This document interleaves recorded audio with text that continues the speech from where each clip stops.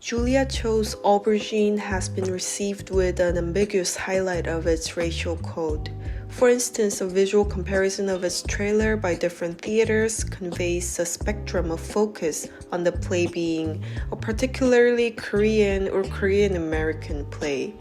Though the degree varies, each trailer includes at least one Asian code such as chopsticks, if not an upfront advertisement of its bilingual subtitles, as the theater work trailer shows. Julia Cho herself does not invite such tones when she explains her intention in writing this play, when she simply states that Aubergine is a play that is about loss but is also very much about food and memory. However, this comment is not strictly in contrast to this targeted marketing, so to say, since she does elaborate on her specific experience of where she had lost her father who had died at home in hospice that was reflected in the piece. This video extends the existing discussion of this play as a diasporic one, though suggesting an alternative interpretation of it as a pan-diasporic imagination through a close reading character analysis of Ray as a melancholic subject who comes to a dramatic reconciliation through the fantastical happy ending. So the metaphor of loss in the play is apparent and essentially physical. Food is the emblem of loss and craving is the act of mourning. The play makes this connection clear by repeatedly presenting the lost food pair through different characters, such as Diane's father to a pastrami sandwich and Cornelia's father to mulberries. In this simple sense, those who do not crave are those who do not mourn. There are two people without any food cravings in the play who are Ray and his own father. In defining this cravingless condition as instead melancholia, I will employ Freud's understanding of melancholia as a pathological alternative to mourning. Sigmund Freud lays out the concept of mourning and melancholia in his 1917 essay Mourning and Melancholia that ultimately pathologizes the latter. Freud begins by laying out various overlaps between mourning and melancholia in their precondition, cause, features, and processes. First, the precondition to both mourning and melancholia is that there is a strong fixation to the love object that has been lost. The descriptive features of the two conditions are best summarized by inhibition and circumscription in the ego that include the painful dejection, abrogation of interest in the outside world, loss of the capacity to love, and inhibition of all activities. The process of both goes as follows. First, the subject invests oneself in the memories of the lost love object. Then the subject goes through the gradual reality testing of the so-called acceptance of the loss. And finally, the subject experiences the detachment of the libido, or simply the psychical energy for this case. The struggle and opposition against this complete accomplishment of libido detachment result in the symptomatic descriptions that I just described of both mourning and melancholia. Here, Freud also argues for the difference between the two concepts, mainly in the particularity of the loss in each, which leads to a crucial departure of melancholia from mourning and into a pathological variety. In particular, Freud distinguishes the loss in melancholia as a more ideal kind that does not necessarily involve the physical death. This is more abstract than the physical loss in mourning because in the case of melancholia, what is causing the symptoms of pain may not be as simple as the event of the actual loss. It could be something entailed from the event, though unknown as to what. In other words, he knows whom he has lost, but not what he has lost in him. This distinction gains more clarity when considered in terms of Aubergine, the play. In the case of mourning, for instance, Diane knows whom she has lost, which is her father, and what she has lost in her, the pastrami sandwich, as a central trope of her entire experience with her father. In contrast, Ray has lost many things: his mother, his lover, his passion and career, and his relationship with his father, and later, the physical presence of his father. However, there is no one thing that encapsulates the whole of experience with each or all, which would correspond to what in Freud's sense. Because there is no what to go back to, Ray does not experience the magnet pull towards it, or in Aubergine's term, craving. This also corresponds well to Freud's further distinction between mourning and melancholia when he claims that a melancholic's free libido is withdrawn into the ego and not directed to another object as would in mourning. In other words, in mourning, the object love that has lost its host is successfully redirected to another external object. Thus, as analogized before, the food object that one craves.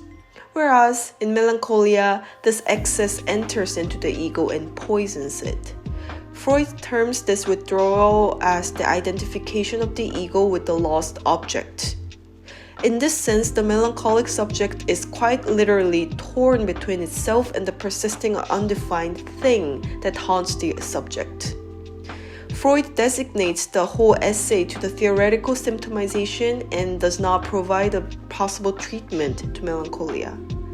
Though in the case of Aubergine, the entire plot is dedicated to the restitutive process of the melancholic ray, which ultimately involves by necessity a fantastical or absurd turn of its happy ending.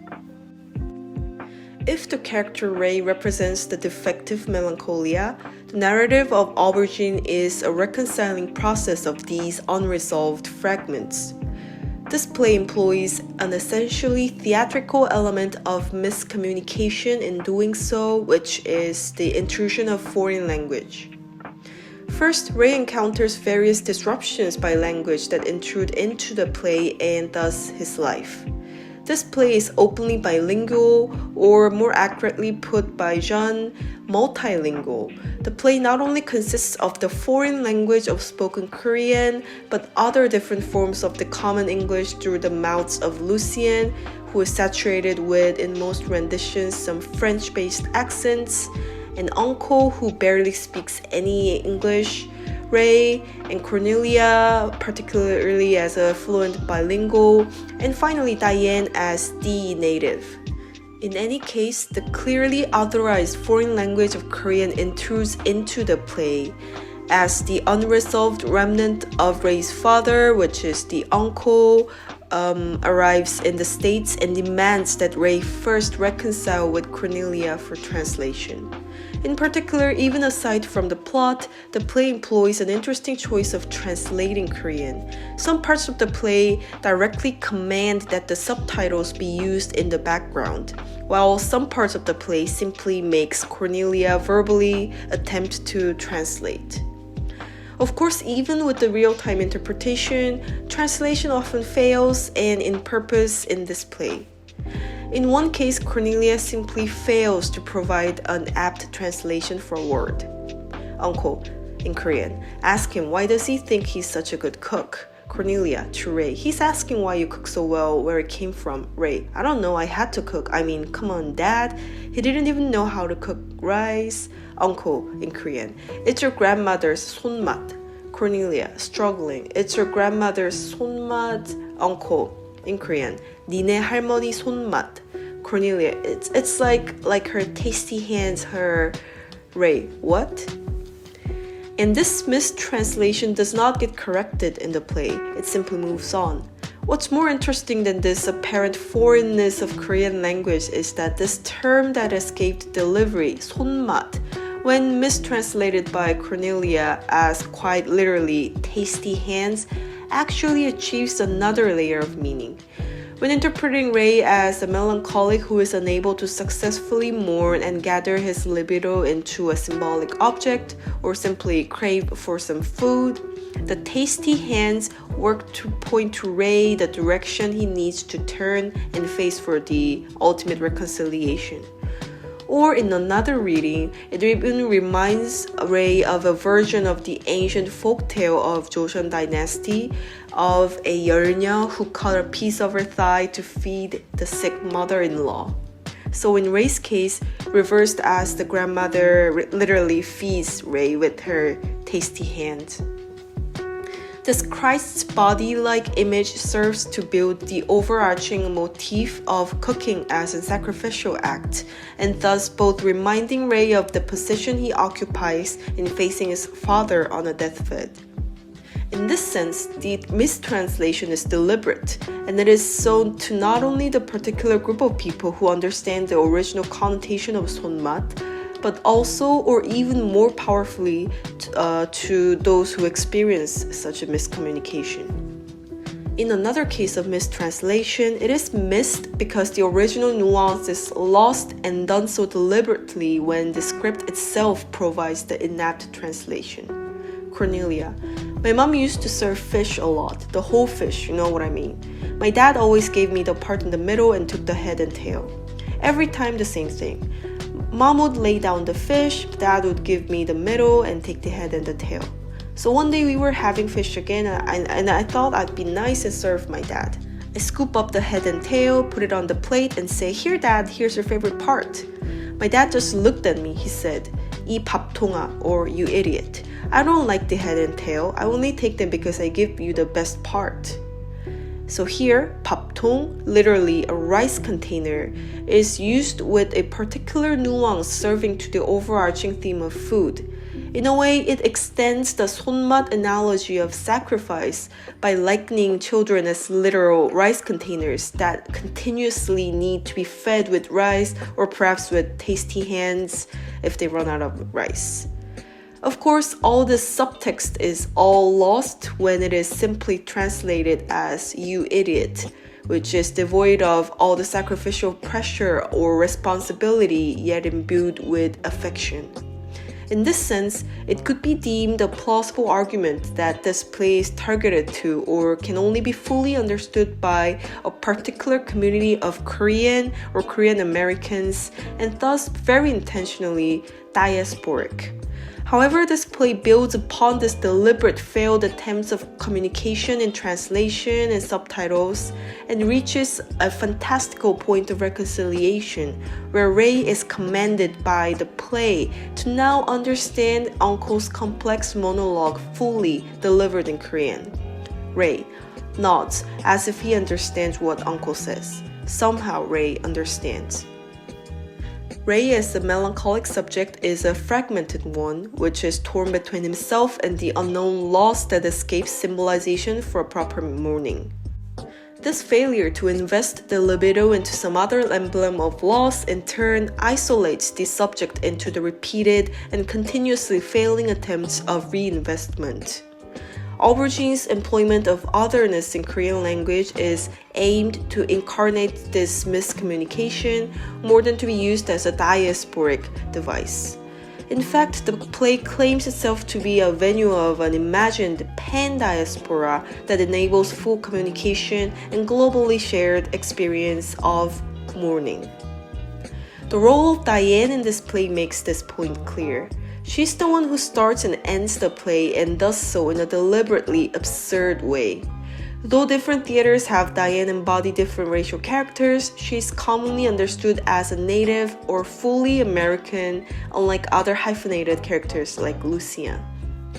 Her entrance is dedicated to a whole chapter of monologue, though only to be forgotten soon as an irrelevant detail only loosely connected to the motif of food. However, later in the play, when Ray overcomes his miscommunication with Uncle or with the otherized Koreanness in general, Diane comes back as a stranger customer to Ray's restaurant. This dramatic ending has often been criticized as being too fairy tale-like. However, in the world of Aubergine, it is only proper resolution to Ray's melancholia when the imagined full connection is realized in reconciling his own fragments. The unreal or fantastical aspect of the ending is when Ray somehow knows that Diane craves for a pastrami sandwich in his omakase-styled restaurant. And this magical power of knowing what the other craves, or more precisely, being able to cook what the other craves, is the trope of full understanding and successful communication as used in the play, first signaled by Ray's literal understanding of Uncle's Korean. Here, what Aubergine attempts to achieve appears on the surface. In the world of Aubergine, everyone is mourning. Everyone is missing a piece of themselves, and though to be precise in Freud's definition, the pain should be settled with a symbolic object or by eating that particular food, this act of eating does not occur until someone knows. For instance, in Diane's case, she does not resume her foodie career by simply acknowledging her craving and getting a sandwich herself after the first chapter. Or Cornelia does not get over her inoperative relationship with food by simply getting some produce herself. It has to be prepared and served by someone who understands this craving. And in Aubergine, this is Ray. Ray, who has ceased to cook, finally cooks for everyone in the ending. And this act of full communication and complete connection is offered as if the resolution to this seemingly groundless melancholia. For Ray, restoring the act of cooking is restoring the act of sacrifice and thus love, just how the love of 손맛 feeds the rice containers. And it is in this imagined completion that Cho provides the ultimate globality, the pan-diasporic connection which is only achieved with the common ground of pain and loss. In the discussed sense, Aubergine then is not limited to being a diasporic play. In fact, it attempts to achieve its approximate opposite. In other words, the specificity of the presented otherness, the intrusion of Korean language, is not necessarily the only thing that should appeal to the audience. In fact, it is the underlying experience of pain and loss, of fragmentation, that Aubergine presents as the possible venue for the imagined whole. In extension, this play is not necessarily for those who know and are looking for an aubergine in the world of eggplant, as in the case of Lucien. It could also be for those who are now able to connect with the world of aubergine when offered one, and perhaps even serve a dish with it, as in the case of Ray.